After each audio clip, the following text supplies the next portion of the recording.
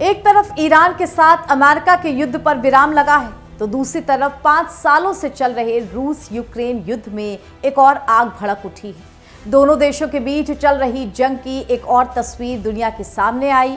Moscow पर शक्तिशाली हमले किए गए। एक तरफ जेलेंस्की नाटो चीफ से गले मिले, तो दूसरी तरफ क्रेमलिन में यूक्रेन के खिलाफ युद्ध की नई सिरे से तैयारी चल रही है। कहा जा रहा है कि अगले 24 घंटे में इस जंग का रुख एकदम से पलट सकता है।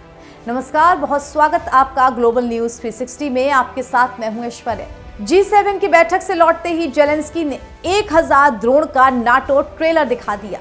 एक तरीके से कहें तो यूक्रेन युद्ध को जेलेंस्की ने नाटो का युद्ध बना दिया। यूक्रेन के ड्रोन हमलों ने मॉस्को को जलाना शुरू कर दिया है। लंबी दूरी के ड्रोन हमलों से मॉस्को की ऑयल रिफाइनरी में भीषण आग की लपटें पैदा हो गई। आसमान धुएं के गुबार से भर गया और बारूद की गंध हवा में फैल गई।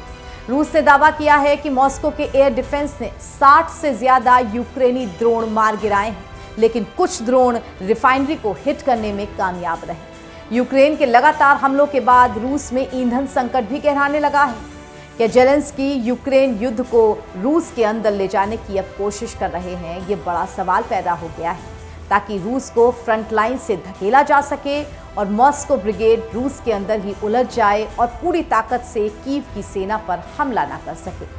वहीं यूक्रेन ने लंबी दूरी के ड्रोन हमलों से रूस की ऑयल ताकत को काफी हद तक अब नुकसान भी पहुंचा दिया है। न सिर्फ ऑयल इंफ्रास्ट्रक्चर बल्कि रूस के मिलिट्री सपोर्ट सिस्टम को भी यूक्रेन अपनी लॉन्ग रेंज ड्रोन से निशाना बना रहा है।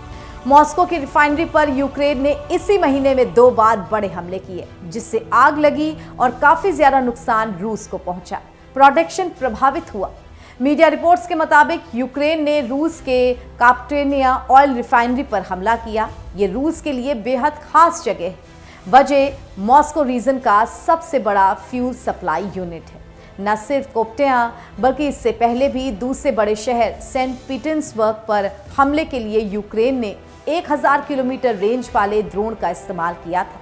नेवल बेस के साथ ऑयल टर्मिनल को भी यहां निशाना बनाया गया था। अब तक रूस पर जितने भी हमले यूक्रेन की तरफ से किए जा रहे हैं, उनमें 100 से 1000 किलोमीटर रेंज के ड्रोन का इस्तेमाल हो रहा है। एक महीने के भीतर लॉन्ग रेंज ड्रोन से रूस पर यूक्रेन की तरफ से 1000 से ज्यादा बार हमले किए गए हैं। अप्रैल में यूक्रेन ने ऑयल रिफाइनरी, एक्सपोर्ट टर्मिनल और जहाज़ों पर कम से कम 21 बार स्ट्राइक किया था। मई में हमलों की संख्या और बढ़ गई। मॉस्को समेत दूसरे इलाकों पर 500 से ज्यादा ड्रोन अटैक किए गए। जून के महीने में मॉस्को में रिफाइनरी, सेंट पीटर्सबर्ग में नेवल बेस, ऑयल टर्मिनल को निशाना बना लिया गया। मतलब एक रात में यूक्रेन ने कभी 150 तो कभी 200 तो कभी 350 से ज्यादा ड्रोन रूस की ओर दाग दिए। रूस के रक्षा मंत्रालय ने दावा किया है कि महज एक रात में एयर डिफेंस ने करीब 1000 से ज्यादा यूक्रेन ड्रोन और 4 मिसाइलों को मार गिराया है। इनमें करीब 200 ड्रोन तो सिर्फ राजधानी मॉस्को की तरफ ही बढ़ रहे थे। रिपोर्ट्स में यह भी दावा किया गया है कि मॉस्को रिफाइनरी पर हुए हमले के दौरान पास में एक शॉपिंग सेंटर में भी आग लग गई। यहां ड्रोन का मलबा गिरने से कुछ रिहायशी और कारोबारी इमारतों को भी नुकसान पहुंचा है। हमले के बाद कई ऊंची इमारतों को खाली कराना पड़ा है। इस हमले के बाद मॉस्को एयरपोर्ट पर भी कुछ समय के लिए उड़ानों को रोकना पड़ा था। रूस के एयर डिफेंस को ओवरलोड करने के लिए कीव की सेना मॉस्को पर बड़े स्तर पर स्वाम यानी झुंड में ड्रोन हमले कर रही है। मई और जून में यूक्रेन में ड्रोन हमले 30 से 50% तक बढ़ चुके हैं। यूक्रेन ने इस साल नए तरह के ड्रोन का प्रोडक्शन काफी तेज कर दिया है। रूस के महंगे air defence system, air defence missile और इकोनॉमी को सस्ते में नुकसान पहुंचाने में ये सब माहिर बताए जा रहे हैं। यूक्रेन का 1000 किलोमीटर रेंज से ज्यादा वाला AFP-1 ड्रोन महज 52 लाख रुपए में तैयार किया जा सकता है। FPV जैसे कंट्रोल और टर्मिनल गाइडेंस से इसे लंबी दूरी तक मारने के लिए सटीक ताकत के साथ इस्तेमाल किया जाता है। यूक्रेन इस ड्रोन का हर दिन 100 से ज्यादा बार प्रोडक्शन कर रहा है। इस जंग में यूक्रेन 2000 किलोमीटर रेंज वाले जोजुलिया ड्रोन का भी इस्तेमाल कर रहा है, जो सिर्फ 5 लाख रुपए में तैयार हो जाते हैं। ऐसा खुद पुतिन भी कई बार कबूल कर चुके हैं कि यूक्रेन के हमले रूस की अर्थव्यवस्था पर गहरा वार कर रहे हैं। यूक्रेन के ड्रोन हमलों के बाद रूस चुप बैठने वालों में से तो है नहीं। बल्कि ड्रोन हमलों के जवाब में रूस की सेना बैलिस्टिक और ड्रोन हमलों का कॉकटेल वार कर रही है। मॉस्को ब्रिगेड के अटैक से कीव और मध्य यूक्रेन के पोल्टावा में जोरदार धमाके हुए। लोग दहशत में आ गए। यूक्रेन की वायुसेना ने पहले ही बैलिस्टिक मिसाइल हमले की चेतावनी दी थी। इस बार कई इलाकों में अलार्म भी बजे थे।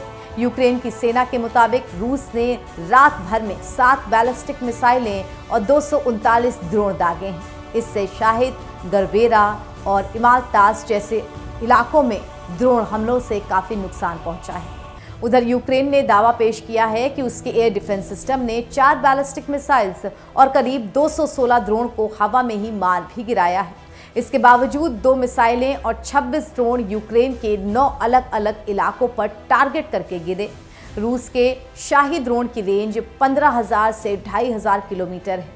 इसे बनाने के लिए करीब 42 लाख रुपए का खर्च आता है और रूस हर दिन 100 से ज्यादा शाही ड्रोन बना रहा है। रूस का गरबेरा ड्रोन बेहद सस्ता है। 6,000 किलोमीटर की रेंज वाले इस ड्रोन को रूस करीब 8 से 9 लाख रुपए में तैयार कर लेता है।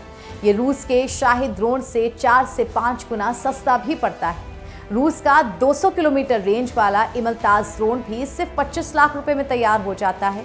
मॉस्को रिफाइनरी पर हमले के बाद राजधानी के 4 बड़े एयरपोर्ट्स डोमोडेडोवो, शेरोवो, बुनकोवो और इवोस्की पर कुछ समय के लिए उड़ानों पर रोक भी लगानी पड़ी थी, जिससे यात्रियों के बीच अफरा तफरी का माहौल बन गया था। सैकड़ों फ्लाइट्स प्रभावित हुई थी और रूस की एविएशन एजेंसीज को इमरजेंसी प्रोटोकॉल लागू करना पड़ा था। लगातार बढ़ते ड्रोन हमलों के बाद रूस ने अब मॉस्को और आसपास के इलाकों में छोटे विमानों और ड्रोन ऑपरेशंस पर नए प्रतिबंध लगाने का फैसला भी किया है। 20 जून से ये नए नियम लागू भी हो जाएंगे, जिनका मकसद राजधानी के ऊपर हवाई गतिविधियों को सीमित करना है। मतलब साफ है कि यूक्रेन के ड्रोन अब सिर्फ बारूद नहीं बरसा रहे हैं, बल्कि रूस की सुरक्षा व्यवस्था को नए नियम बनाने के लिए मजबूर भी कर रहे हैं। तो हमारी इस खबर में फिलहाल इतना ही। कैसी लगी आपको हमें कमेंट करके जरूर बताइएगा और देश दुनिया की तमाम खबरों से अपडेट रहने के लिए बने रहिए ग्लोबल न्यूज़ 360 के साथ। नमस्कार।